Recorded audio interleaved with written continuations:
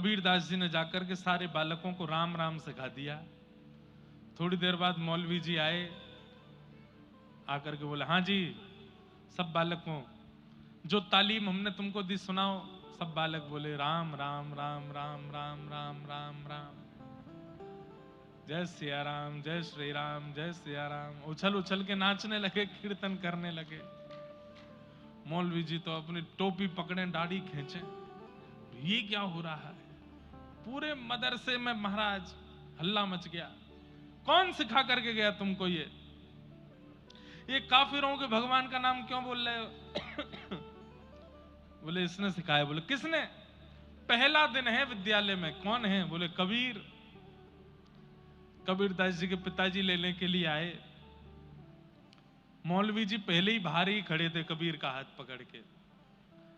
पिताजी बोले क्या बात है आप? बोले इसको ले जाओ, जीवन में कभी मत भेजना यहाँ पे, इसको पढ़ाना ही नहीं है हमको, हम पढ़ा ही नहीं सकते, हम तुम्हारे हाथ जोड़ रहे हैं, इसको लेके जाओ यहाँ से। बोले इसने किया क्या? बोले ये खुद सीखने आया, ये पहले दिन में इसने पूरे मदरसे में सबको राम राम सिखा दिया। एक दिन में जब इतना कर सकता है तो ये एक आध साल पढ़ लिया यहाँ पे, तो ये तो यहाँ भीतर से सब भगवाधारी बना के निकालेगा। इसको लेके जाओ यहां से। पिताजी नाराज हो गए कबीरदास पर। अरे तू घर में कर ले जो तुझको करना है, कम से कम हमारी जगत बदनामी तो मत करवा।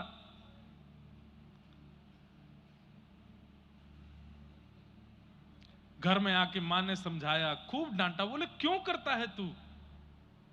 तुझे क्यों नहीं समझ में आता? ये अच्छी बात नहीं है जो तू कर रहा है। कबीरदास के नेत्रों में आंसू आ गए। बोले कि आप दोनों मेरी एक बात सुन लीजिए, मैं इसके बाद स्पष्टीकरण नहीं दूंगा। क्या? कबीरदास से बोलने लगे। खड़ी खड़ी इनकी मां रोने लगी और वो बात मुख से निकलने लगी जो कभी कोई मां अपने बालक के लिए नहीं सोच सकती। क्या?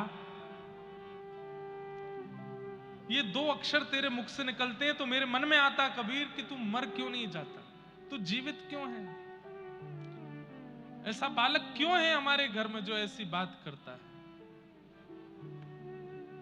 थाड़ी रोए कबीर की मैया, थाड़ी रोए कबीर की मैया, थाड़ी रोए कबीर की मैया, थाड़ी रोए कबीर की मैया। और क्या कहे?